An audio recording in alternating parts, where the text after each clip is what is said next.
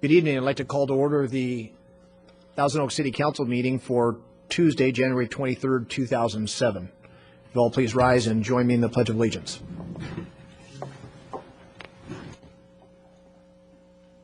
Ready? Begin.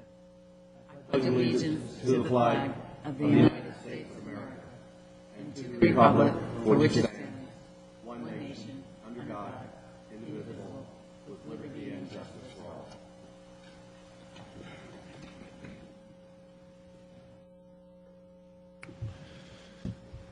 Madam Clerk, could you call the roll for tonight's meeting, please? Councilmember Gillette. Councilmember Bill De La Pena. Present. Councilmember Glancy. Here. Mayor Pro Tem Irwin. Here. Mayor Fox. Here. Item number 4 is special announcements and requests for continuance. There's none on the desks. Are there any requests from the council? Councilmember Bill De La Pena. I was wondering if it would be possible to move item number 9C before items number 9A and B, which is the Rancho Potrero, to get that out of the way first, depending on who is here for that. Okay. Is there any objection for the council? All right. Then we'll move item 9C as the first order of departmental reports.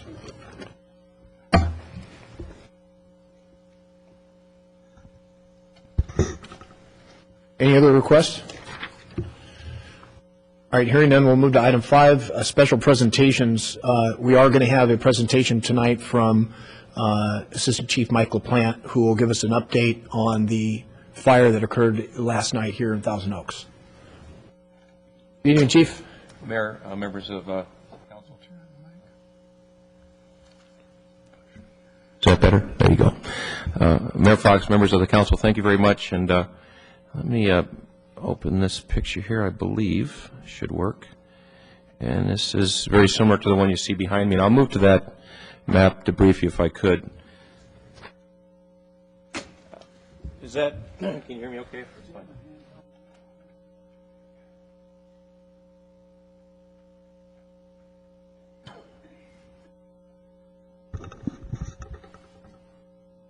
Okay, thank you. As you know, the Foothill fire occurred in the city's jurisdiction last night. The start time was about 4:40 in the afternoon.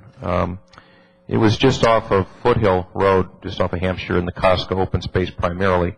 The initial efforts were trying to reach the point of origin off of Foothill Road, and this here indicates that general area of origin on our fire. This is the old Kmart facility here, and it could be seen from Foothill Road. This is Hampshire. So it's pretty obvious and apparent from both the freeway and any of the adjacent areas that we had something burning on the hill. Initial efforts were trying to come off of Foothill and gain access to the point of origin. It was 300 to 400 feet off of Foothill Road in a fairly inaccessible area. We had temperatures in the high 60s with winds sustained at about 15 miles an hour out of the northeast, which caused a spread, as you can see, in two different directions. Burned quickly to the southwest. Once the initial effort to try to contain the fire here was pretty clear it would take a little more time than anticipated, we upgraded to, at one point we had 15 engines, multiple hand crews, 2 helicopters, and some overhead and various cooperating agencies, and we moved equipment down into Tamarack, which is here. Sorrelwood is here, and a few other these cul-de-sacs or some of these streets that border the open space. And so that was our primary strategy, was to contain the fire by anchoring and flanking both sides and just protecting the structures as it moved into the structures here below. I have to point out, as it moved in here, and some things we worked on for years with the help of community development and fire protection and prevention folks we work with, all of this fuel bed along this new development had been modified as part of the development agreement, as well as a second emergency access across the bottom. And this allowed not only citizens a second way out, but really assisted us in bringing fire engines along this base of this hill, which allowed us to protect some of these homes along the bottom of the hill. So we used this access point across the bottom and also off the end of Tamarack. And this was pretty active through early evening and into probably midnight, we had most of this pretty well contained. This morning, most of our work was just making sure that this backside was contained with containment lines that was established today. We declared the fire fully contained at about 4:30 this afternoon. The crews were out and are still out actually just monitoring. They'll be checking through the evening tonight, and we'll have crews back out tomorrow morning. Tomorrow you'll see crews up here primarily just to retrieve equipment and to backhaul trash or anything else or debris that was left behind. Right now, our investigators are leaning toward a human-caused fire, but we're not sure if it was accidental or intentional, but we've eliminated any other natural causes, so it appears to be human-caused, and we'll continue to investigate along with Thousand Oaks Police Department and the Ventura County Sheriff's Department. Estimated costs for the fire was about $40,000. We certainly had mutual aid from many agencies, and that's gratis. We return the favor when they help us. But just the support of those apparatus, the hand crews, the Type 3 engine companies we used from other agencies. Some thanks go out to Thousand Oaks Police Department. Dennis, great job for your folks. Police Chief Carpenter and his folks, great coordination for evacuations, or the preparation for evacuations, keeping streets clear. We didn't evacuate anybody, and I have to contribute that to good access, good construction, good fuel modification. All those things work together, and I think we're all comfortable with all of those things put together allowed us not to have people leave their homes and potentially be in harm's way. Their homes become somewhat of a safe haven. Costco was a big help. Granted, it was on their property, but they were great with knowledge about the area, access gates. They closed some of the trails today to allow our crews to work. National Park Service provided a Type 3 engine. CHP worked with us. Like I said, California Department of Forestry and Fire Protection, Los Angeles County, Los Angeles City, and the greater LA Basin with engine companies, plus the helicopter from Los Angeles City Fire Department. Thank you very much. Edison and others. And so it was a real team effort. Certainly at night, very spectacular. And one of our worst nightmares, wind-driven fire in and around the homes. But I think with the cooperation of all those folks, it came out okay.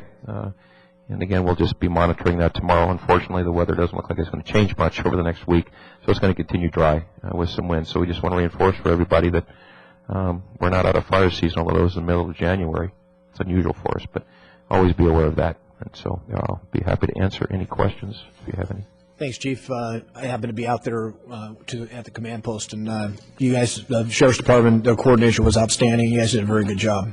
Thank you. Any questions for Chief LaPlante? Ms. Bilde-LaPena. Thank you. I just wanted to express my personal gratitude also on behalf of my dozens and dozens of neighbors who were watching the fire grow and coming closer. And I must say that the residents along Tamarack Street and Storrellwood, for example, must have had nerves of steel because the flames came so dangerously close to their homes. I was about a half mile or so away, but watching it grow from 4:30 until about 7 o'clock, it was extremely unsettling. And you guys have done a wonderful, spectacular job, and we're very thankful for that. We appreciate that very much. And again, all we say is thanks to the folks that helped us. And please, everyone, take personal property responsibility. Make sure your house is hardened, your property is ready for things like this. And eventually we'll get rain, so let's make sure flooding is also an issue here in California, so be aware of that. But thank you. Okay. We're going to move to item 6. That's our public comments. Madam Clerk, could you call public comments for tonight's meeting, please? This is the time and place for public comments. A speaker card is available for those wishing to address the City Council regarding items on the agenda or on a subject within the city's jurisdiction. Pursuant to Council standards of operation, the Mayor may assist any speaker from straying into areas not within the city's jurisdiction. All remarks should be addressed to the Council as a whole. Under state law, issues discussed under public comments can have no action unless listed on the agenda and may be referred to the city manager for administrative action or scheduled on a subsequent agenda. All documents for the City Council and the official city record should be presented to the city clerk prior to speaking, and speakers are requested to state their name and city of residence for the record. 3 people have presented cards, and pursuant to council standards, speakers are allowed 3 minutes. The yellow light displays when you have 1 minute remaining. Thank you, Ms. Lawrence. Our 3 speakers tonight are first Julie Shilowitz, followed by Susan McLean, followed by Barbara Kloster.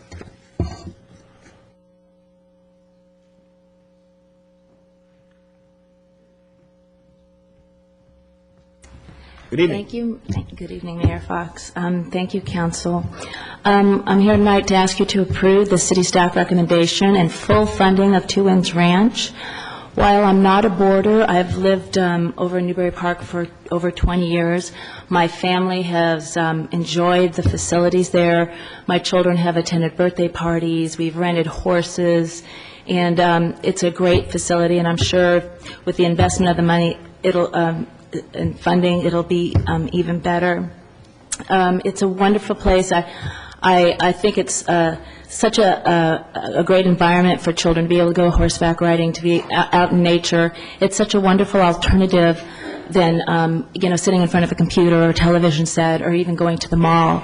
And for you to fund that and keep it going, it would just be so wonderful for the community of Thousand Oaks as a whole, and we just would greatly appreciate it. Thank you so much. Thank you. Our second speaker is Susan McLean, followed by Barbara Kloster. Good evening. Good evening. Susan McLean, Thousand Oaks. I actually live right across from the Equestrian Center, so I know I'm a very interested party, but I must say I have a lot of friends that come by, and we really enjoy the stables. And so I hope you don't see it as something that's just for the 60 or so boarders there. It is something that's a real resource for Thousand Oaks, and I have friends all over Thousand Oaks that come by there and enjoy it.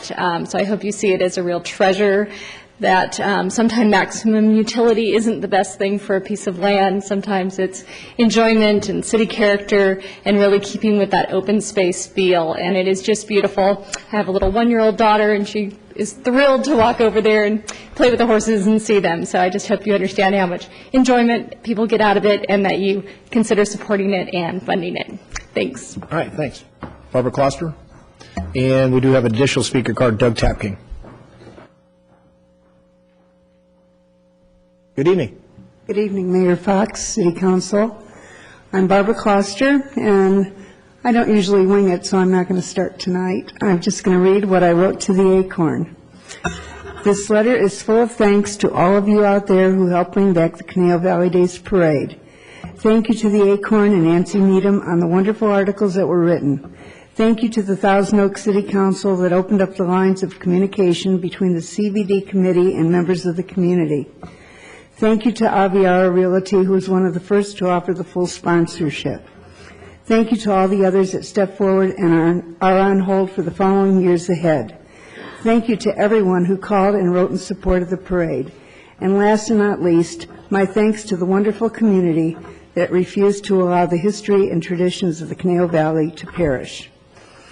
The other thing I wanted to say was, please support the recommendations of staff for the Equestrian Center. It wasn't exactly where I wanted it, but it's better than nothing, and I hope to see it succeed, and I think it's going to serve 10 times 60 people in the community. It's a very special, unique thing that isn't offered anywhere unless you go into Burbank. So let's make our community the first that supports an equestrian center like this and keep it going. Thank you. All right. Thanks, Barbara.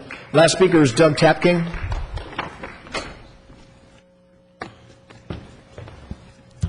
Thank you, Mr. Mayor. My name is Douglas Tapking. I'm the Executive Director for the Area Housing Authority. And I come tonight to speak on the behalf of Rick Schrader from Many Mansions and the Area Housing Authority and ask you to support Item 9A, the Affordable Housing Program Consultant Services. You may remember that Mr. Schrader and I served on that committee and worked long and hard with a number of representatives from the community, and many of the recommendations here are part of that. We believe this is an important act for you to take. Look forward to your positive action tonight, and would simply urge you to say yes to this and then move forward with the study. If we can be of any further assistance or you have any questions, you have only to ask. Thank you very much. Thank you, sir. All right, we're going to move to item 7 before we go to closed session. That's our consent calendar. Any requests for items on the consent calendar? Councilmember Bill De La Pena. Thank you. I would like to pull items E and I. E is in Edward, I is in Ida. Any other requests? All right, hearing none, does anybody want to move for the balance of the consent calendar? Councilmember Clancy. Move the consent calendar. Okay, Mr. Clancy moves. Any discussion? Vote, please. Motion carries 5-0. All right, that is approved. We'll move to item 7E. Councilmember Bill De La Pena. Thank you, Mr. Mayor. Item 7E deals with the license agreement with the Ventura County Certified Farmers Market temporary relocation from the Oaks Mall to the old City Hall on 401 Hillcrest Drive. And the question I have is regarding the $600 monthly revenue. Is that the same revenue that was paid to the Oaks Mall?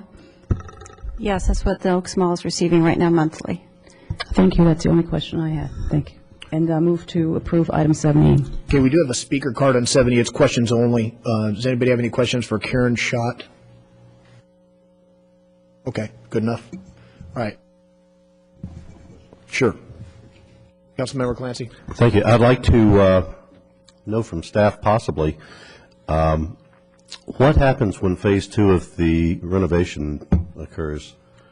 Would you anticipate the old farmers market space being used for staging purposes again, or is it completely out of the picture? I don't know if I can answer that. That's part of what the farmers market's going to have to be. I know they're looking for other space in town, and I don't know if you want to talk to Karen. She's submitted a speaker card. She may be able to address what they're planning on doing. Mr. Mitnick, you want to take a crack at that?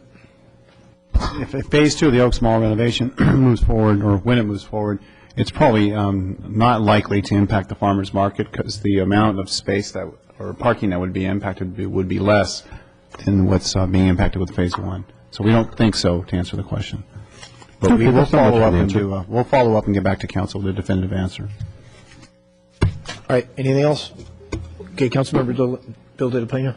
Yes, I will repeat the motion to approve item 7E. Okay, we got a motion for 7E. Discussion on that? Vote, please. Motion carries 5-0. Okay, that was approved. Move to item 7I. Councilmember Bill De La Pena. Thank you. Item 7I is an ordinance for second reading regarding an ordinance amending the Thousand Oaks Municipal Code for grading and for housekeeping and consistency purposes. I will vote against it. All right. Do we have a motion from another council member on this item?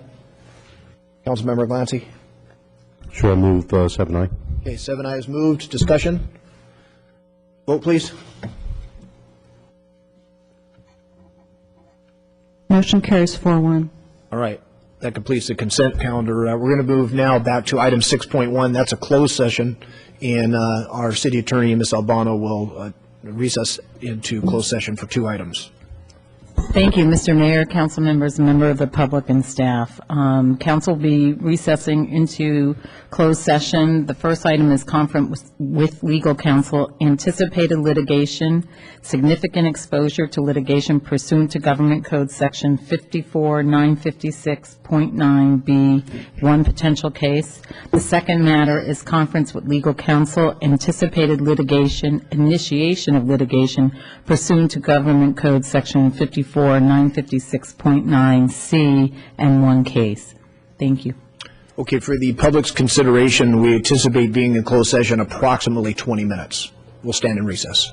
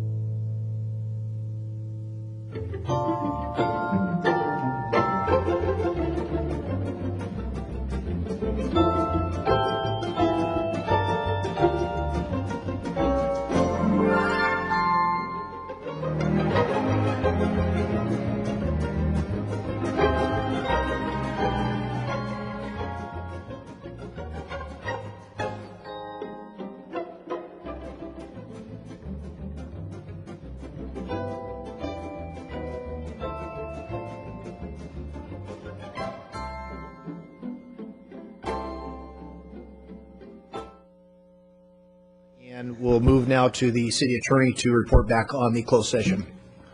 Thank you, Mr. Mayor, members of the council, members of the public, and staff. The city council has authorized staff to initiate a legal action, and that action, the defendants, and other particulars shall once formally commenced be disclosed to any person upon inquiry, unless to do so would prejudice or jeopardize the agency's ability to effectuate service of process, or that to do so would jeopardize its ability to conclude existing settlement negotiations to its advantage. Thank you. Thank you, Ms. Albano. All right, by vote of the council, we're going to move now to, we have no public hearings tonight, so we're going to move to item number 9. That's the departmental reports. We're going to hear item 9C first. That's the Rancho Potrero Equestrian Center and open space lease Circle K riding stables. And the report tonight will be City Staff Liz Perez.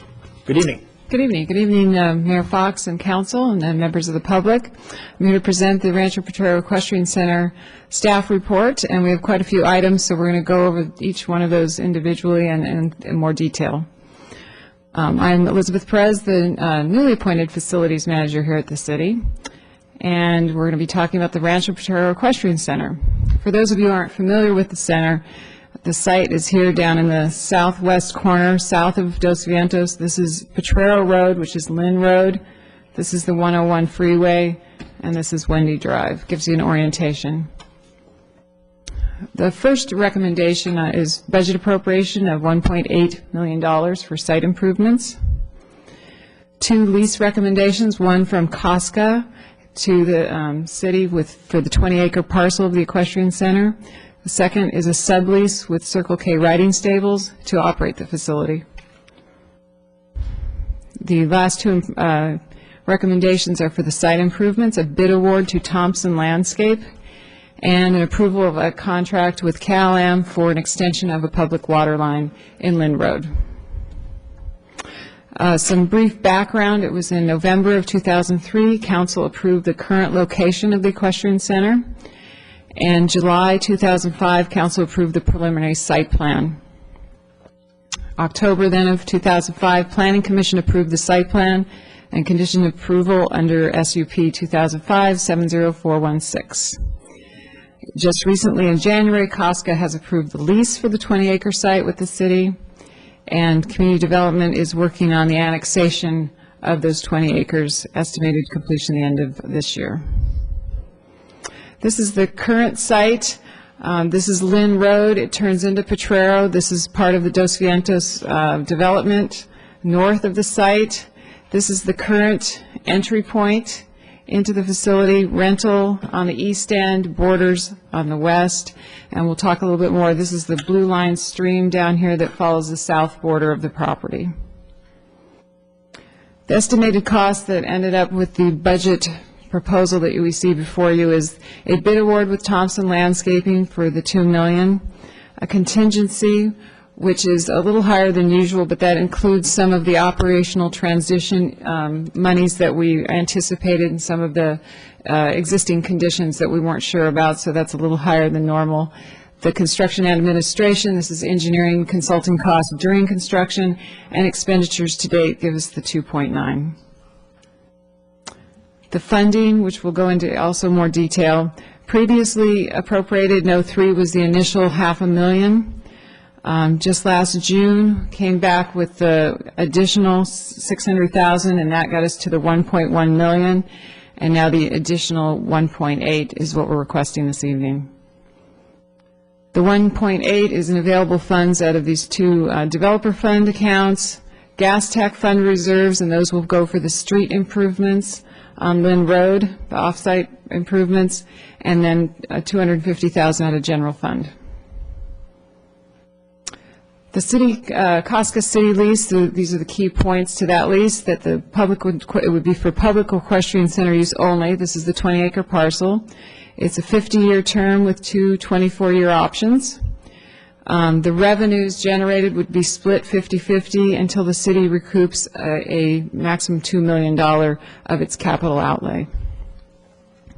After the $2 million, Casca would receive 100% of the revenues generated. The city will assume all liability and responsibility for that 20 acres, and Casca has consented to the city subleasing to an equestrian center operator. The city Circle K lease is still under final negotiations. Mr. Giles is working on that with Circle K's attorney. Basic terms, it's going to be a 10 to 20 year initial term, and they've pretty much worked that out with some options up to 30 years. They will be putting in a large capital improvements the first 3 years, and a base rent starting year 4 would be $48,000 per year with annual escalators from that point forward. The Phase 1 infrastructure to review, and this is all based on Planning Commission conditions, includes a bioswale to protect the Blue Line stream, grading, the on-site road, it's gravel, but we'll call it a road, the off-site road, the new improvement of the access, water, sewer, fire hydrants, electrical, and accessibility upgrades, and prefab structures for hay sheds, equipment, and an office. This is the plan that was approved. Apologize, it's a little small, but again, this is via Andrea. The original entrance point was down here. This is going to be a new left turn lane pocket and a new entrance point to the facility. It is still laid out with the rentals on the east, the borders on the west, but a large portion of the south border is now a new bioswale that will protect the Blue Line stream. So those are some of the big items that are being done with the improvements. The bid results that came in was Thompson Landscape at 1.75, and then they went up from there. The lower bids, you can see, are well within 10-15% of each other, so we feel like it was a good bid. They've been checked out, and we're happy with their number. The base bid is 1.755177. There's a bid allowance that we didn't have the prefab structures completely designed, so the $250,000 was not part of the base bid but added on. And I think there might be an error in your council, the staff report showing that 2.5 not included, but the having it included, but the prefab structures were not included in the 1.75. So any of those bids all would have the $250,000 added to it, and that's how we get the bid award of $2,005,177. A tentative schedule is to get the transition of operations underway by March 1st, get Circle K in, probably not begin construction till late mid-April, late May, depending on weather, because it's going to depend heavily with the grading on rain. We don't want to start before the rains are through, even though they haven't started yet. And hopefully everything will be done by next winter's rains in December. So in 2008, we're looking at then Circle K continuing with their improvements over and above the infrastructure that we've done. So in conclusion, the 5 recommendations we're looking for approval tonight is the 1.8 in appropriations and transfers, the Casca city lease, the city Circle K sublease, the bid award and authorization for the contract award to Thompson, and the main extension contract with CalAm. This is a standard contract for off-site improvements. And we have all kinds of staff here to answer your questions. Thank you. Very nice, concise report. I appreciate that. And a nice written staff report as well. Questions for staff? Councilmember Irwin. Thank you, Ms. Perez. I am looking at page 16 for the city Circle K lease, and it says that the rent is starting in year 4, so I assume the first 3 years there's no rent? That's correct. They're putting a large sum into capital improvements, so the first 3 years would be without rent. And what is the minimum they're required to put in during those first 3 years? Mr. Giles maybe can help out with this. He's been in the negotiations. Some of those details are still being worked out. Yes, we are looking at that. The number we've been using is $500,000. How that'll break out and how that'll be allocated to specific projects is part of the reason that we don't have a finalized agreement before you this evening. But roughly, that's the number that we're looking at. It's approximately a $500,000 contribution in those first 3 years. Are they looking at making any capital improvements after the first 3 years? Well, it depends on how that schedule lays out and what they're able to accomplish within those first 3 years. There will be not only capital contributions from a standpoint of addressing capital needs and capital that's existing and constructed on the new facility, but the interaction with the city's efforts as the expansion is required, consistent with the approved plans, that would also be a contribution that they're looking for, that they would be looked at to make. Okay, but regardless, they're going to start paying rent in year 4. That is what we're proposing, yes. Right, thank you. Other questions? Ms. Bill de la Pena. Do we know realizing that we don't have a final agreement before us, do we know with which phase, the first phase, what will be covered in terms of the capital improvements? When will the fencing and the landscaping go in, the trees, for example? Everything that you've seen on the improvement plans, the city is going to take care of. So that should all be done in 2007 by the city. The plans that we've been talking to Circle K about will be new stalls, like Mare Motels, and those kind of improvements. I think they're going to bring out a new mobile home for the caretaker and some of those things. All the infrastructure and the fencing is part of the infrastructure we're putting in. Thank you. Mr. Gillette? Thank you. Either Ms. Perez or Mr. Giles, since all of the manipulation of this process that began a few years ago and the redecisions that were made, one of the questions that I've repeatedly asked is, what is the state of the annexation of this property to the city, since we're proposing to spend a significant amount of money outside the jurisdiction of the city of Thousand Oaks on land that's under the jurisdiction of other political subdivisions? And we seem to have difficulty getting that to become part of the regular reports on the progress of this project, and I don't quite understand why. Actually, we'll defer to Mr. Prescott, who just stepped up to the staff table to give you a report on that.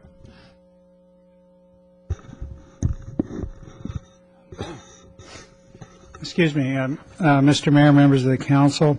In terms of the annexation, we would be looking at annexing the entire 326-acre Rancho Potrero property, as we had actually suggested a number of years ago.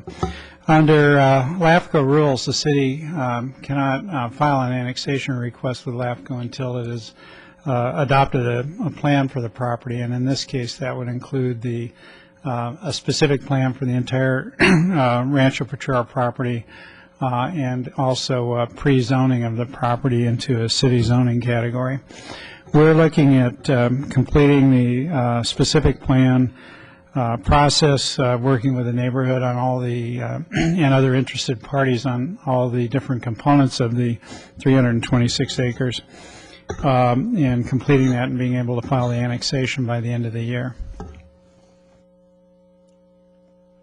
Okay, so there is a plan and there is a timeline, because when this property was purchased, when CRPD and the city went together and put together the money to buy this, the community was told at that time that first and foremost the land would be annexed into the city, or brought under the jurisdiction of those two. Now, I recognize all of the processes and twists and turns that this thing has gone through over the last several years, but my concern is there a plan and is there a timeline, and are we moving forward to bring this parcel of property that we're looking at spending a lot of city money on into the city of Thousand Oaks? Yes. Yes, there is. All right, thank you. Any other questions? Okay, we do have a couple of speaker cards here. Our first speaker in this item is Mel Roop, followed by Marilyn Ullman, followed by Terrence O'Donnell. And if these speakers could come up and then just sit in kind of the on-deck chair there, it'll make a move. Very good. Mel Roop. Marilee Ullman, and then Terrence O'Donnell. Good evening, sir. Good evening. Thank you. Mr. Mayor, honorable council members, my name is Mel Roop. I live at 1108 Amberton Lane, Newbury Park. I've lived in Thousand Oaks for 17 years. My wife has lived here for a total of 32 years. The staff report you heard tonight does an excellent job of documenting all the work that's gone before by the council, the planning commission, the city staff, and the community to get to the point where we are tonight. It noted that in November of 2003, the City Council voted to, quote, approve the current location as the preferred location for a permanent equestrian facility, end quote.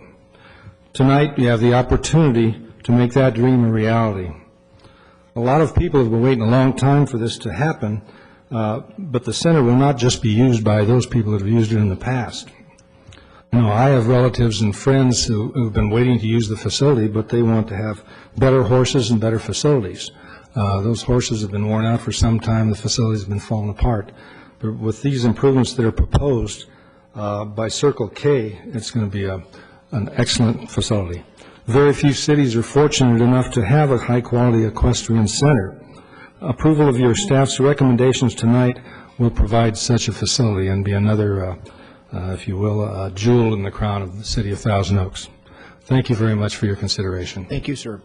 Marilee Ullman, followed by Terrence O'Donnell, followed by Cindy or Chris Murphy.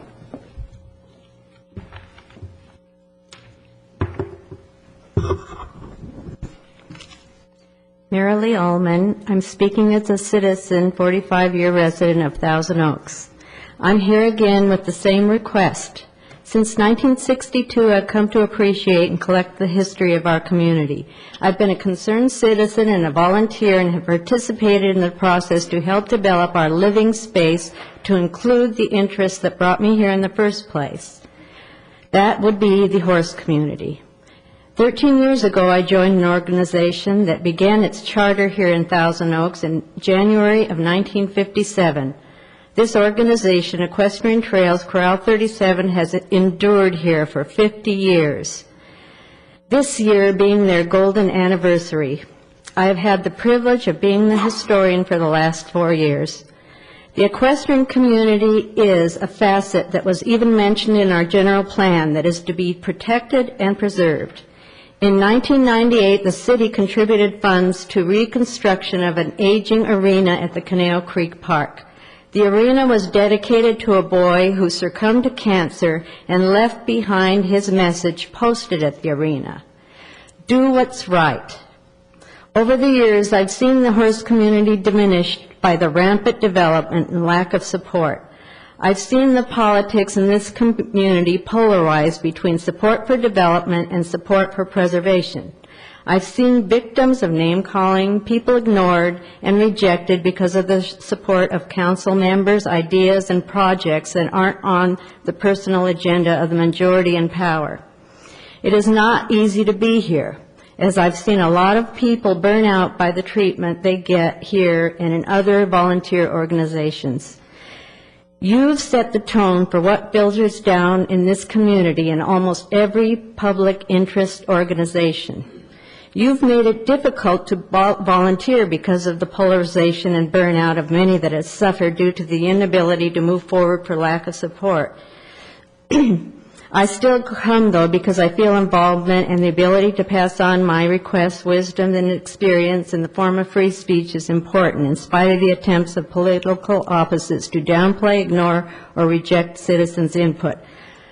I've come, it's a very busy life that I have, and I've come for years, and it's decades now, in order to see that the equestrian community gets its facilities. This has been an ongoing saga that is too long overdue for making headway. I would like to be assured that the available resources are granted to the project as you have to other quality developments in our community. I would like to finally be able to take this time to enjoy my horses rather than continue here to beg for amenities that should have been established long ago. I would like to see a city council that respects others' ideas and adds amenities that may differ from your personal preference, and for the majority to flex their power and at last do what's right. Thank you very much for listening. Thank you, Ms. And Sullivan. Happy New Year, and I look forward to the new year and uniting and compromising. And the tone of the public Terrence O'Donnell, speakers will also be there. followed by Mr. Thank you. Chris Murphy, followed by Jennifer Belinsky. Terrence O'Donnell, Newberry Park.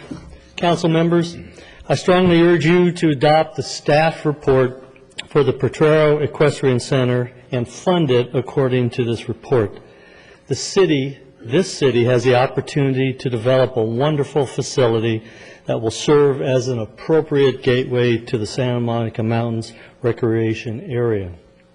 This project will truly bring diverse recreational activities to our city. This project has been cultivated for a very long time, and I feel it's time for it to come to fruition. It is time to honor our past commitments. Thank you for your time. Thank you, sir. Chris Murphy, Jennifer Belinsky, and then Edward Cruz. Good evening. Hello, my name's Chris Murphy, and I have been a resident of Newbury Park for 39 years, and I've been a boarder at Two Inns Ranch for 29 years with the same horse, believe it or not. He's 34. I think I have the oldest horse on the ranch. Anyway, I'm representing a lot of the boarders. I think we're all so excited that we've come this far. If you could please approve items 1 through 5. We're so close after 30 years, and I've heard a couple people say this has only been going on for a few years, but it's really been a 30-year process. So many people, including myself, has spent so much time over the past 30 years attending city council meetings and staying on top of issues. I would have to say if we all had a billing rate, we would have paid for this project multiple times over. So please let us, instead of spending these evenings trying to get everyone to do the right thing, please let us spend it with our horses and our families. Thanks. Thank you, ma'am. Jennifer Belinsky, followed by Edward Cruz, and our last speaker is John Fonte. Good evening. Good evening. I have been at the ranch for the past 17 years, and I would say I want to say to Liz Perez that she has done all her homework. She's really worked with us. She's been at the ranch quite a bit. She knows what's going on. I moved to make this a permanent facility. I mean, it's been offered so many times, so it's not actually been done yet. I move for everything to be approved, the budget especially. You know, I was there in 2003 when this promise was made. I have to say that Circle K, I believe, has been aggressively pursuing this property. They know the value of it. They know what can be done with it. They know it can be boarding, it can be rentals, it can have the endless trails that are out there. These kind of facilities are not offered except for 2 counties away from us. And you guys should show, the city should show more ownership to this property. It's right there in the own backyard. It's sitting there waiting to be used. If we try moving it somewhere else even, these things will not be offered. It'll just be a boarding facility. That would be it. The revenue off of it would be like anywhere else. So I think you guys to really consider that, and I do thank you again. Thank you.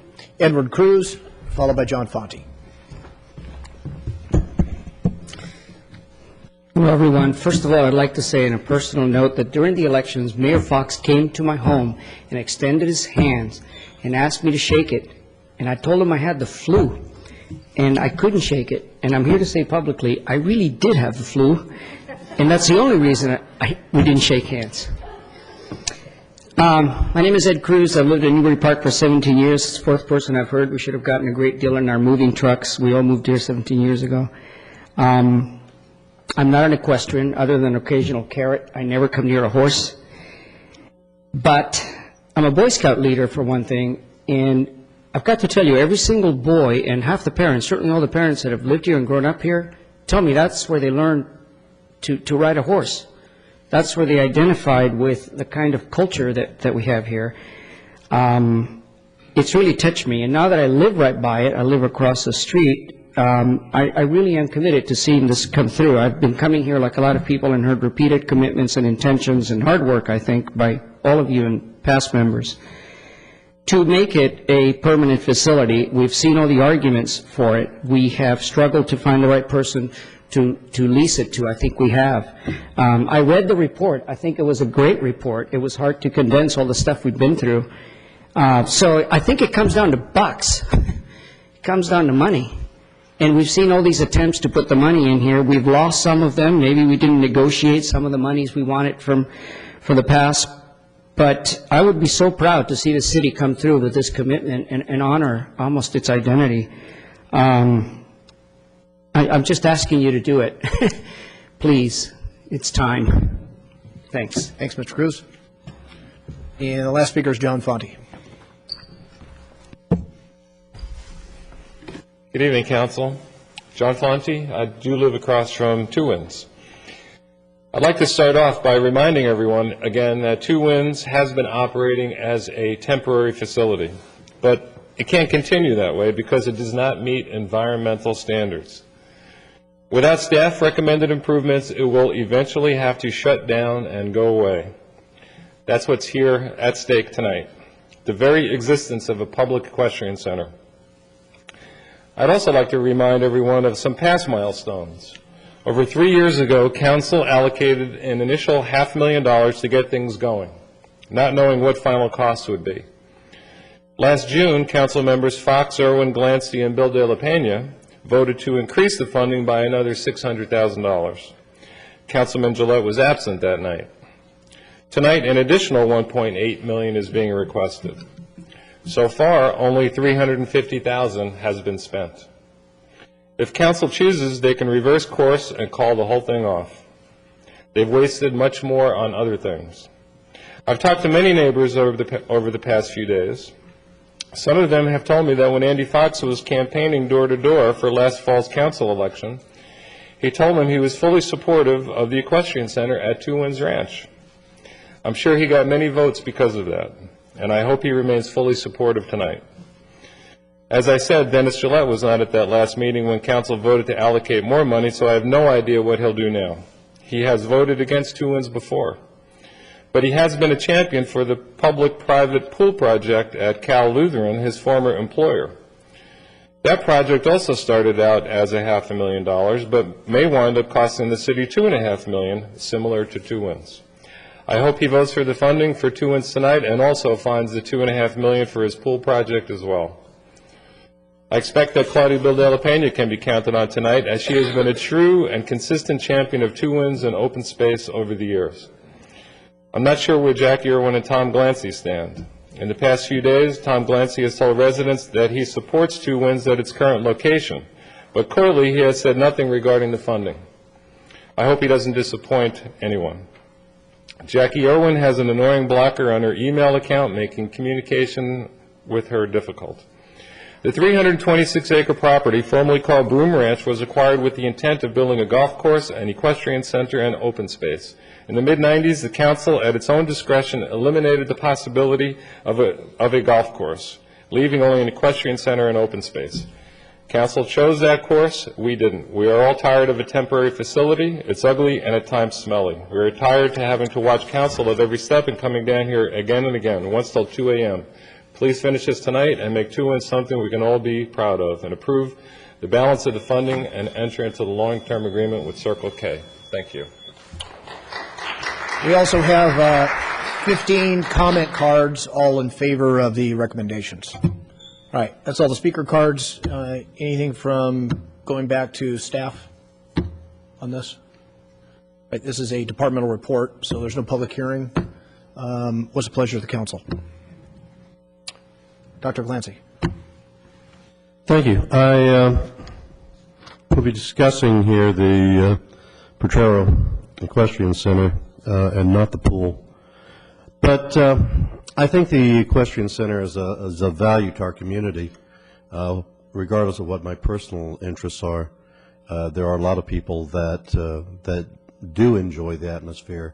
It's particularly good for children to be associated, I think, with the equestrian effort. And it is part of our heritage in the community. It's lamentable, since I've been sitting in some city position for 7 or 8 years now, and I do remember when this thing came before us in another location that in my mind was particularly more desirable, and it did come with it funding of about $2.3 million. That's not the case today. So what we're looking at is continuing operation in a location that is across the street from Dos Vientos.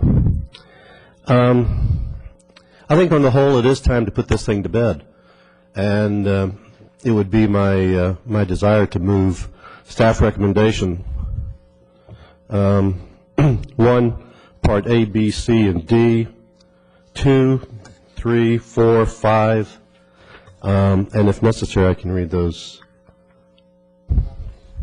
Thank you. All right, Mr. Glancy moves the staff recommendations 1 through 5. Discussion on the motion. Ms. Irwin. I'm going to go ahead and support the motion also.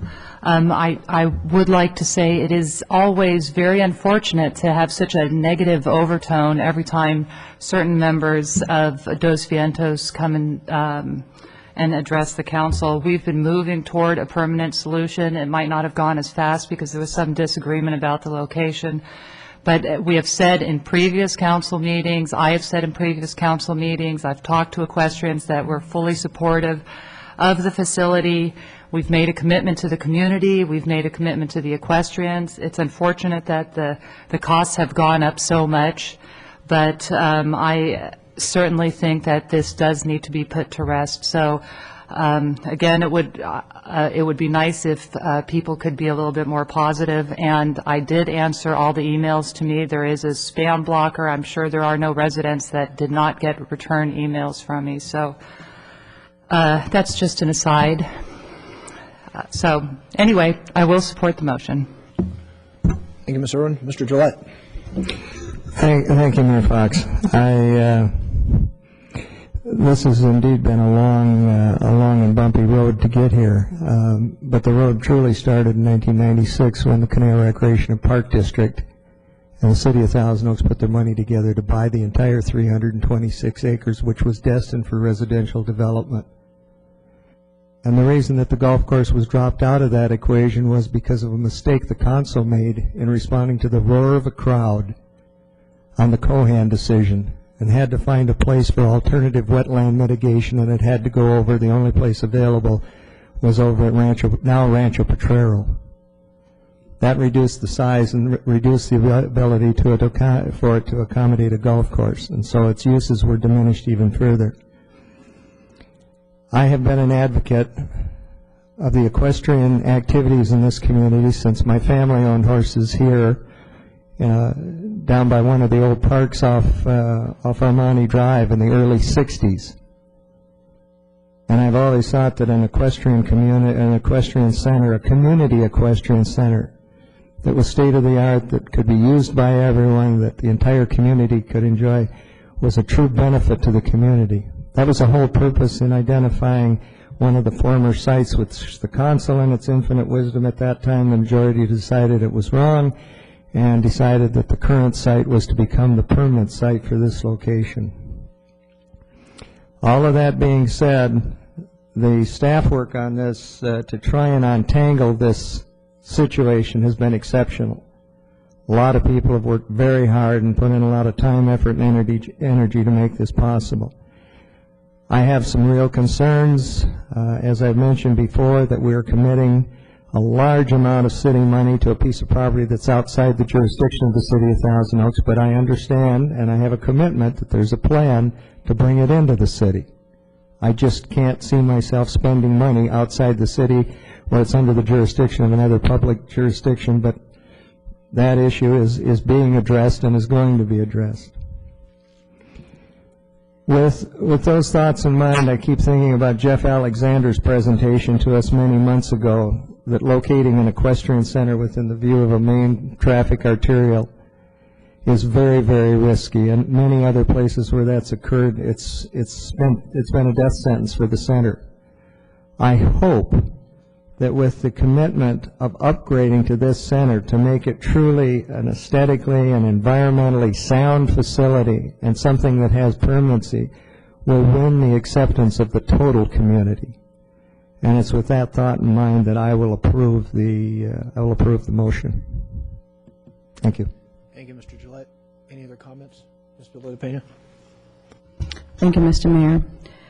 I would like to thank staff, in particular Liz Perez, as well as Mark Town and John Prescott, as well as the Finance Department, Candace Hong, John Adams perhaps as well, in helping to bring this to conclusion. It's been a roller coaster for the last few years since I have been involved, and I was saddened to see that it took as long as it did, and I do apologize to the residents who've been waiting for so many years for this to happen, but I think that tonight is a good night for this project to finally find closure, and whatever happened in the past was for the benefit of the community and in the best interest of the entire community. I think this will be a jewel for the city of Thousand Oaks because it is very different from all of the other recreational activities. And I will, as a long-standing supporter of the equestrian community as well as open space, I will wholeheartedly support the motion. Okay, Dr. Clancy moved the items, recommendation items 1 through 5. Any further discussion on that item? Okay, vote please.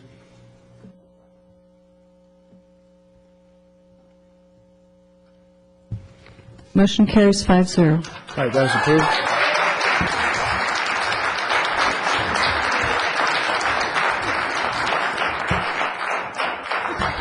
Thanks very much for coming down. We're going to move to item 9A now. Back to item 9A, that's departmental reports. A request for proposal for affordable housing program. Mr. Prescott.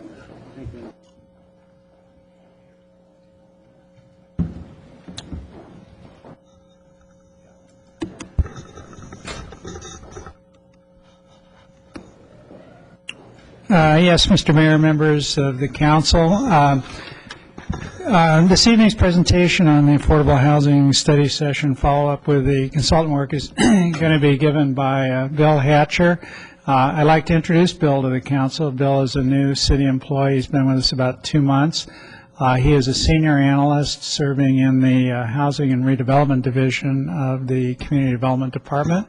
He has quite a bit of experience and expertise in housing and redevelopment and came to us from most recently the city of Ventura. So welcome to Bill, and I'll turn it over to him for the presentation. Thank you, John, Mayor Fox, members of the council. Pleasure to be with you here tonight. We're here tonight to request authorization to issue a request for a proposal for what we've collectively termed Affordable Housing Program Consultant Services.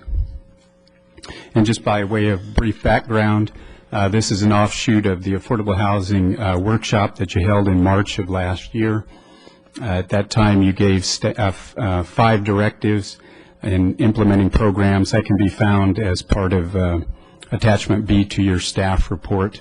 We're here to address specifically 2 of those items. Item 1, which is Housing Trust Fund and Inclusionary Ordinance, and item 2, which is the infill development strategy, phase 1 of which is density bonus ordinance. So very briefly, I'd like to talk about the primary scopes of work that we'll be going out to procure services for, the first of which is a housing trust fund. And part of the request for proposal is to get recommendations from a consultant on the structure of the fund, in particular legal and practical requirements. Are there any impediments that we should be concerned with? Potential revenue sources other than inclusionary housing or linkage fees, eligibility criteria in terms of project type and income levels, and then administration and oversight. Secondary to that, we'll be going out for 3 nexus studies, the first of which is an inclusionary housing study, and that's a study whereby we determine demand in terms of setting percentages and income levels, as well as providing a economic basis for establishing an in lieu fee. Secondary or adjunct to that is commercial industrial linkage fees. This is a fee that can be associated with commercial and industrial development, and that study will look at employment characteristics and demand and come up with a methodology for establishing a fee. And then lastly, demographic and housing needs analysis. This actually was an offshoot of an action that you took on October 24th dealing with local preference, and we'll be going out and looking at what was termed as part of that action vital occupations in terms of establishing employment demand characteristics ownership and rental characteristics of these certain key occupations. Then lastly, we'll be seeking assistance in drafting ordinances and inclusionary housing ordinance, including an in-lieu fee requirement, potentially a commercial industrial linkage fee ordinance, and then lastly, the density bonus ordinance, and that would bring us into consistency with current state law, as well as be helpful in terms of exploring incentives related to the inclusionary housing program. And just very briefly, at the risk of being a little redundant, we're phasing the scope of work in two phases, the first of which would be stakeholder outreach, and then housing trust fund characteristics and the nexus studies. At that time, we would come back to council and visit those findings with you, and then the second phase of the work would be the preparation of the ordinances with the intent of bringing those back for your review as well. So lastly, the timing and deliverables, if you choose to approve this tonight, we'd be issuing that on February 2nd. We would receive proposals on March 16th. We would then spend through the end of April in terms of reviewing proposals, going through a selection process, finalizing a contract. We'd anticipate bringing that back to you in May of this year. And then the phase one work, which again was the nexus studies and the housing trust fund, we'd anticipate bringing back before you in December of this year. And then the ordinance, I think we'd get a better feeling for timing once we get the findings of the nexus study. So with that, our recommendation is that you approve the issuance of the RFP, and I'll be happy to answer any questions that you might have. Ms. Irwin. I first had a question either for Mr. Watson or Mr. Prescott. We had the workshop last March, and it seems like it's kind of a long time. It's almost been a year, and now we're getting a request to do to issue an RFP. Could you explain why that all took so long?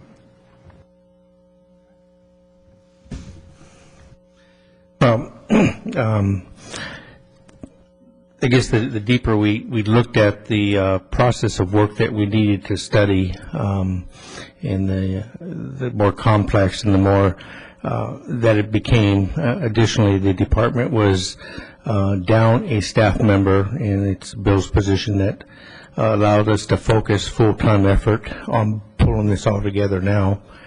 Additionally, I had spent some time with the regional effort of Housing Trust Fund consideration. And the more I learned from that prospect, the more I realized I needed to understand as we pulled together this RFP. I think in the March study session, as well as follow-up memo in April, we had identified that we would need to be seeking RFPs for consultants. It's just taking time to get it out of my office. When we were up in Sacramento, Mr. Glancy and I were able to talk to Lynn Jacobs, and she was willing to come to the city and speak to us and help us with some of our efforts. Could we have you guys all come to a meeting with her also and see if she's able to send us in appropriate directions? Sure. If she was willing to come here, we'd be willing to definitely gain experience from her. And a lot of the elements we are working on would be functions of pieces of the housing element that her department would ultimately have to approve. So the more we gain as to her perspective on this, Okay, because she said she was, she's the director of housing. She said she would be willing to help have her staff help us write ordinances, and so maybe we could use some of. She's from Ventura County. Maybe we could use some of her expertise. The other thing is, what is the approximate amount of money we're talking about, and how is it going to be paid? We don't have an exact estimate. I'm guessing that it's probably all of the work, including the ordinances, is in the range of $75,000 to $125,000. The sources of funding, as we identify in the report, would be a combination of the money that the city has received in lieu of fees we've already received that are not formally in the Housing Trust Fund yet, and redevelopment housing set-aside money. So it would not be specific general fund money. Thank you. Any other questions? All right, we have, Ms. Bill de la Pena. Thank you. I have a quick question regarding what council voted on 2 weeks ago, namely TPD, or is it TDP? TPD, yes, Trailer Park Development. Is that going to be part of this as well?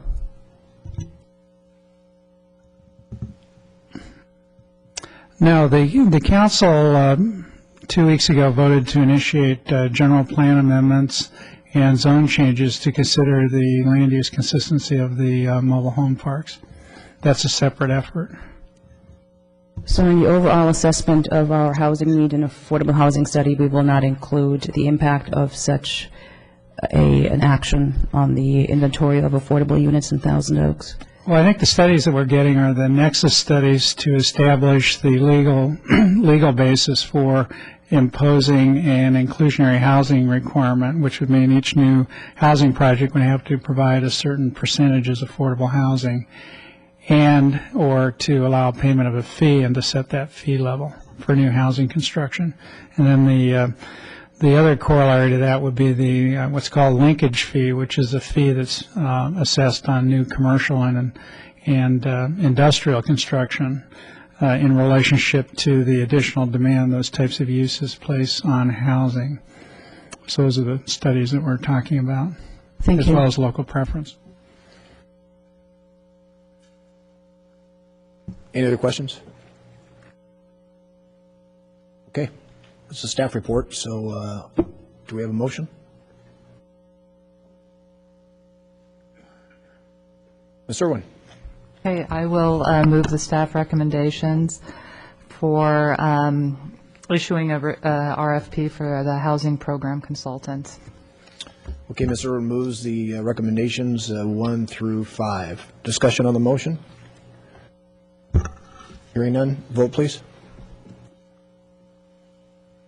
Motion carries 5-0. All right, that is approved.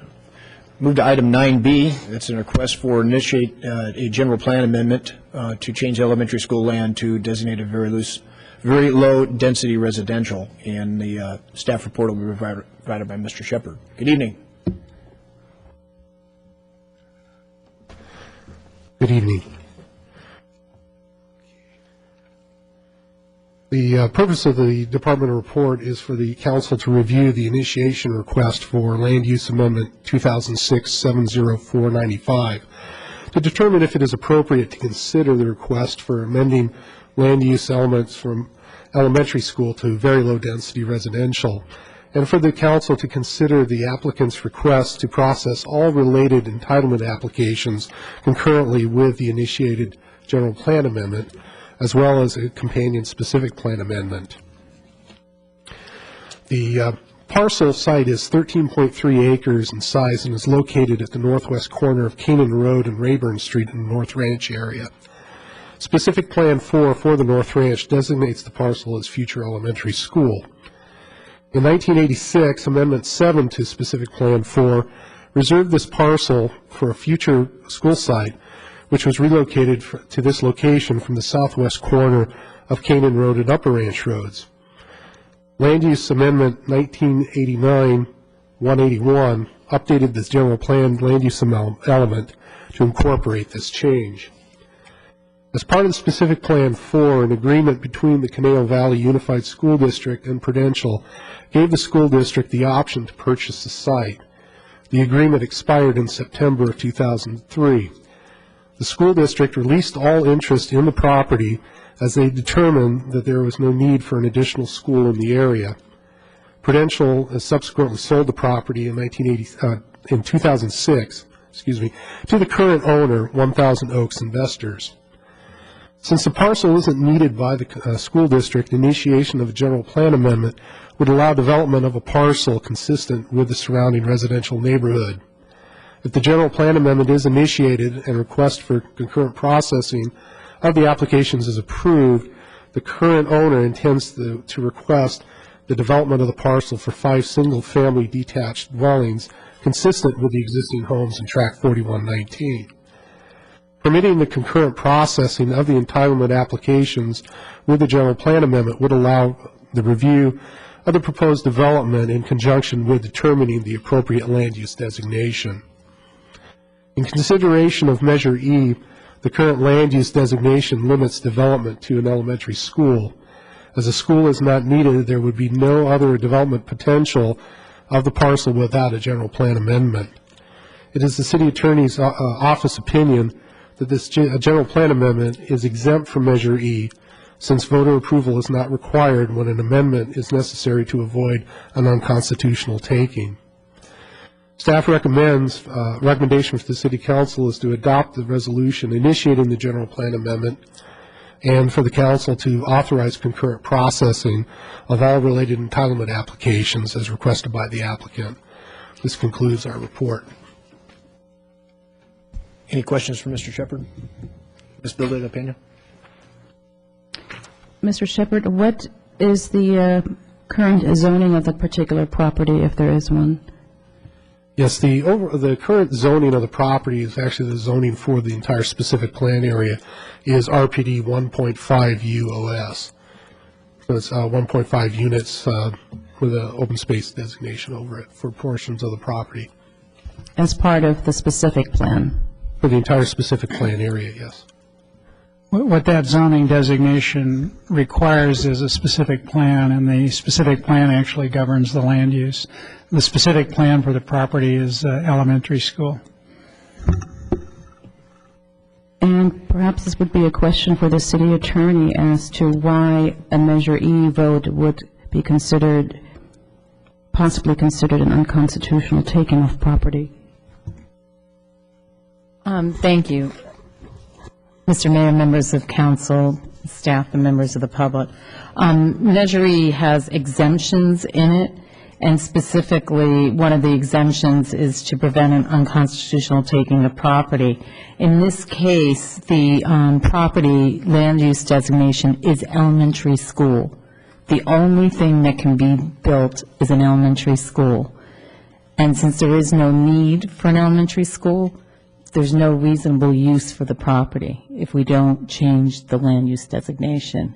And under taking law, you have to, every property owner is entitled to a reasonable, fair return use of their property. It's a very unusual circumstance. I don't think it's something that we would see maybe never happen again, or it would be very, very rare that we'd ever see this kind of situation. And I believe that's why the exemption was originally put in, is to allow, to accommodate this type of issue where there's no reasonable use. There has to be a change in the land use designation, and it only makes sense based on the specific plan and the surrounding area that it be to this low residential density. Thank you. Thank you for the thorough answer. It just makes me a little uneasy because Measure E is widely known, and perhaps incorrectly so, that it just caps residential development, but it does not. And here is another example as to why it doesn't have the teeth that perhaps it ought to have. And it is somewhat disappointing, and I'm stating my personal opinion on that. So thank you for clarifying that. I would just like to explain one thing. I understand what you're saying and the council's sentiments on it, but Measure E, like most land use, many land use prohibitions, whether they're Measure E's, whether they're SOAR amendments, whether they're preference documents, whether they're inclusionary housing, always, in most legal circles, have a provision that allows an exemption when it would result in an unconstitutional taking of property. It's a way of saving the statute as being constitutional. Without it, it would be subject to a facial challenge. So that's why it's there. And we would recommend that in almost any type of real land use prohibition kind of rules that we have. The other thing is that Measure E, I believe, as the council has interpreted it in the last couple of years, clearly does set a limit based on 1996 numbers of residential housing. It didn't mean that there would be no new housing built, but only that the number couldn't change. And even with what we're calling the credit union, there's something in council mail this evening that explains the numbers, that it does allow, if a piece of property's been changed so that it was like the transportation center that had been residential is changed to a different use, then those numbers are still available. But we have not changed the number that existed since 1996. So I just wanted to sort of explain from a legal standpoint how it works and why you have provisions like the exemption for unconstitutional taking. Thank you for indulging me. Thanks for that clarification. Any other questions on this item? Okay, again, this is a staff report. We'll entertain a motion on this item. Councilmember Clancy. Thank you, Mr. Mayor. I move staff recommendation to adopt the attached resolution initiating General Plan Amendment LU 2006-70495, authorize concurrent processing of entitlement applications as requested by the applicant. All right, Mr. Clancy moves. Item 9B, discussion on the motion. Hearing none, vote please. Oh, Mrs. Bildo de Pena. Thank you. I just wanted to state for the record that I will support the motion, albeit reluctantly. The discussion that Council had 2 years ago regarding the interpretation of Measure E was a time also when I disagreed with the interpretation and the number of housing units we had in the bank or the credit union, I guess we call it tonight. I thought it was a rather generous amount of units based on the 1996 general plan, but that is now water under the bridge, but I will reluctantly support the motion. Any further comment on the motion? Vote please.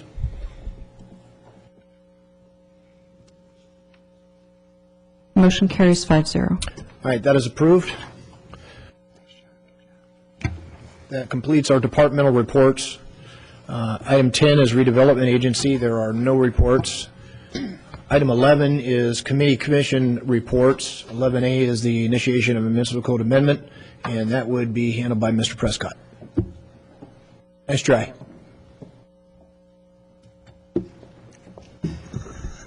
This council meeting is moving fast. Yes, you have before you our report. Actually, it's from the Business Roundtable, but staff worked very closely with the Roundtable regarding some suggested amendments to the City Municipal Code that they would like to see considered by the city. And we have detailed those in the report, specifically including the comments and reasons by the Roundtable, supporting the council initiating these amendments, and also certain staff comments where we reflect our views on the request. Specifically, item number 1 is to eliminate the requirement for planning entitlement to change project landscaping. The way the system works now is that if somebody has an existing project with an approved landscape plan and they want to change the landscaping significantly, perhaps to renovate it, there is a requirement that they file an entitlement application called a minor modification. The cost of that's about $3,000. There's usually at least a 6 or 7 week processing time, and there's never really any interest by other property owners. Once the minor mod is approved, then the actual landscaping plan, the equivalent of construction plans for a house, is reviewed and approved by our landscape architect. So it's basically 2 steps to accomplish a fairly simple change in most cases. So staff does support that change.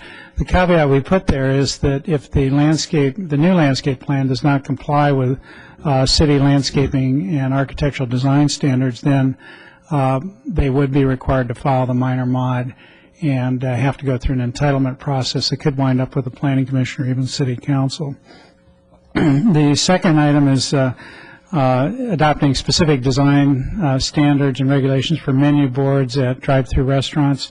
Actually, the planning commission felt there was a need for that as well and is currently studying an amendment on that topic. So the Business Roundtable's recommendations are consistent with the the Planning Commission's views on that topic. The next one regarding parking spaces, suffice it to say it's a rather complicated subject that deals with renovations or changes to existing parking lots, and to what degree can those be allowed to affect handicap spaces or passive travel within the parking lot.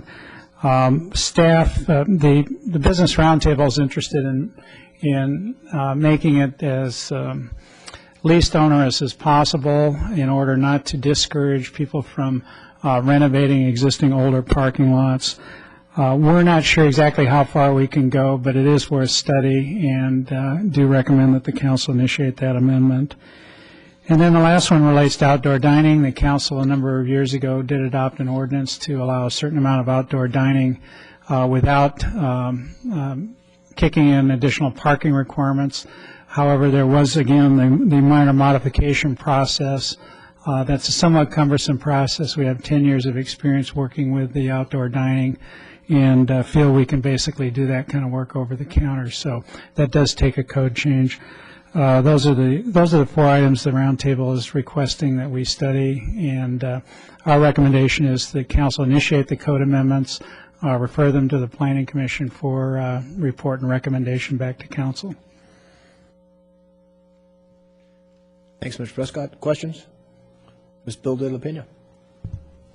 Thank you. I have a question regarding item 1, the elimination of the requirement for a planning entitlement to change project landscaping.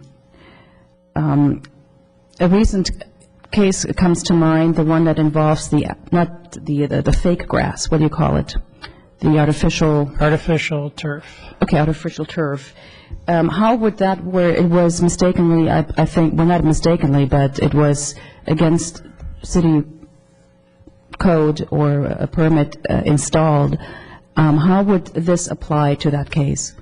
In that case, I won't talk about that specific case, but I will indicate that the recommendation here provides that if a proposed landscaping does not comply with city standards and regulations for landscaping, then they would still have to go through the minor mod, the entitlement process.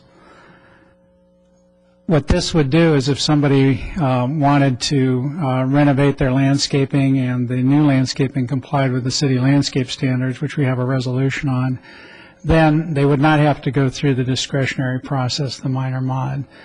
All they would need to do is file the landscape plan, which is reviewed by our landscape architects as to the technical aspects, that the irrigation system is sufficient to support the landscaping, that the right kind of plants in the right kind of locations, that technical analysis.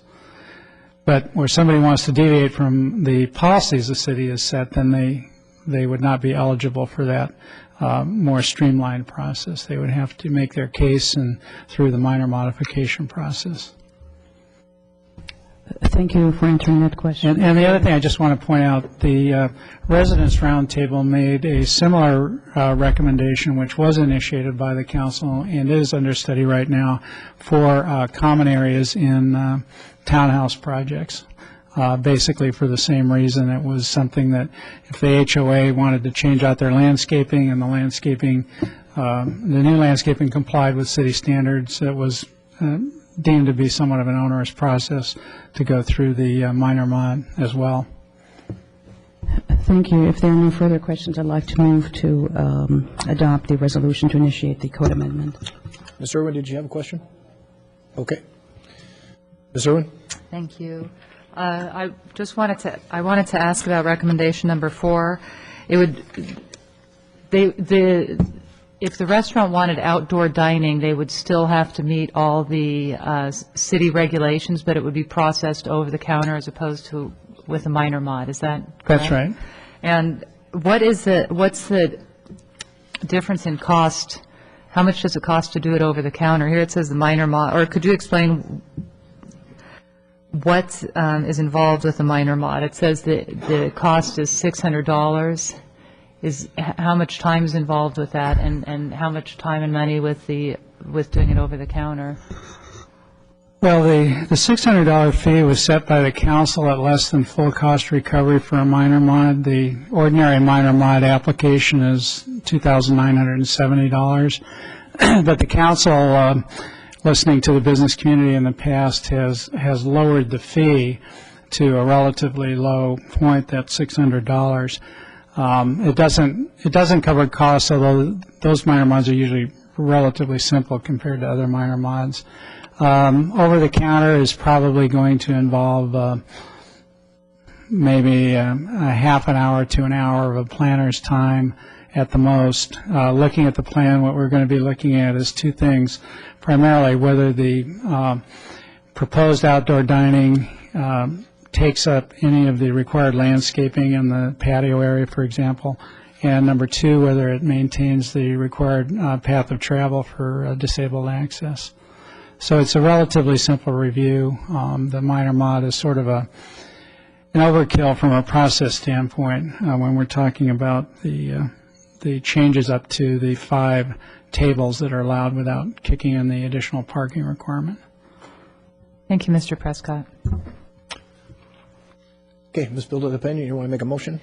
Yes, I will repeat my motion to adopt the resolution to initiate a municipal code amendment to consider certain changes to city regulations and processes related to making the review process for certain minor projects or changes to existing projects affecting small business owners and refer the matter to the Planning Commission for recommendation back to council.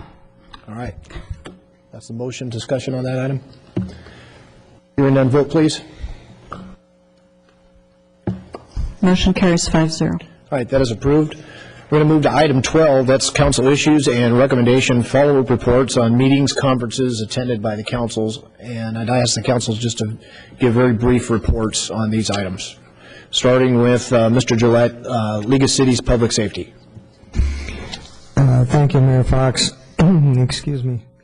In your green packet is a commentary on the last attended Public Safety Policy Committee in Sacramento, it's dated January 23rd, 07. There are 12 items in the report that were covered during the meeting of most significance. State budget update, particularly as pertains to booking fees and the relationship to cities, about $35 million involved. The update from the governor's office, the speaker was Tom Sawyer, the public safety liaison from the office of the governor. One item in particular, $4.4 billion to build prisons and juvenile facilities in counties. The introduction to the new chair of the Assembly Public Safety Committee, Assemblyman member Jose Solario. Anyhow, an exceptional meeting, and the committee's work is fine, and move to receive and file. Thanks, Mr. Gillette. 12-2 is League of Cities Community Service Committee. Councilmember Clancy. Thank you, Mr. Mayor. The Steering Committee for Community Services met on the same day as Public Safety. Several of the highlights of the meeting were approving a resolution to support the Public Library Foundation, which is a request of the governor to augment funds to provide baseline library services to those communities that really have none. Another item was the Healthy Kids program. That was a pilot program that enlisted teachers to promote and enroll eligible children in health care program within 3 cities as the pilot. WellPoint donated or came up with $1.6 million as a grant to expand that program to 10 more cities. The Counties and Schools Partnership is directed at, it's a wellness program again, and they're looking at trying to get collaboration to develop and encourage smart growth and planning to promote exercise and wellness through parks and bike walk paths, etc. It's a good meeting, and it does accomplish some good. After the meeting, we had an opportunity to see Legislative Director for Assemblymember Audra Strickland, Lindsay Phillips, and then as Councilwoman or Mayor Pro Tem Irwin said, we had an opportunity to talk with Lynn Jacobs, the HCD person in Sacramento. So I move that we receive and file this report. All right. There's no objection. That'll be the order. You want to handle 3 as well? Absolutely, thank you. I'm also a member of the Housing and Community Economic Development Policy Committee. That's more Lynn Jacobs' territory. It's going to be a very interesting policy committee. I tell you, particularly since we just went through the RONA numbers. There are 3 strategic goals for 2007. One is infrastructure, the other is eminent domain, the other is affordable housing. The eminent domain is an attempt to have the league come up with proposed legislation on an eminent domain measure that will take the teeth out of Prop 90 move. So they're going to work very hard on getting something that will satisfy that need on the part of people and take the teeth out of that motion and curtail any further discussion, hopefully. We had, as a guest speaker, Thomas Adams speaking on behalf of the California League of Conservation Voters, which was about the Prop 90 stuff. It's very interesting, and hopefully the League will come up with a good plan to propose legislation. So I move that we receive and file this report also. If no objection, that'll be the order. And finally, item 4, Ms. Irwin. Yeah, my report's also in the green packet, and I attended the Mayor's and Council Member Leadership Academy on the 10th through the 12th in Sacramento.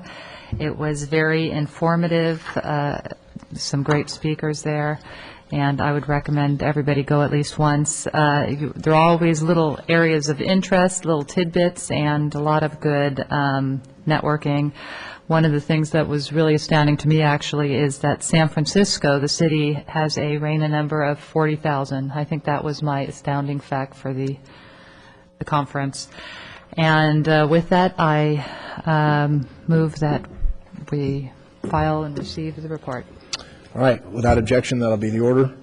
That completes item 12. We'll move to item 13. That's our city manager report. Mr. Mitnick. Mr. Mayor, members of the council, as far as follow-up from comments made at the council meeting tonight, just for clarification on the farmers market matter, the relocation to the site on 403 Hillcrest will be for a 14-month period and then back down to the Oaks Mall project after the construction has progressed. As far as what happens during phase 2 of the Oaks Mall renovation project when the new department store is constructed, staff has confirmed with Julia Ladd of the Macerich Company that there will be no impact, that the farmers market will be able to stay at the Oaks Mall site. So that answers that question. There was a comment made about horse owners, and this comment comes up from time to time, and I checked with our community development director just to remind council that technically there are actually more horse owners and horses in Thousand Oaks today than there were when the city incorporated in 1964. Just a point of information on that. Legislative issues, President Bush gave a State of the Union address this evening, so we will take a look at that to see how that impacts local governments in general and the city of Thousand Oaks in particular. By way of announcements for upcoming issues, next Tuesday night, January 30th, at the Los Robles banquet facility, City Council will be holding a goal-setting workshop, and that begins at 6 p.m., and the public is certainly encouraged to attend. City Council will be setting its goals and objectives for the next 2 years as we begin the budget preparation process for the next 2 years, and also look at the city's mission statement and customer service philosophy, and council will be discussing council norms as well.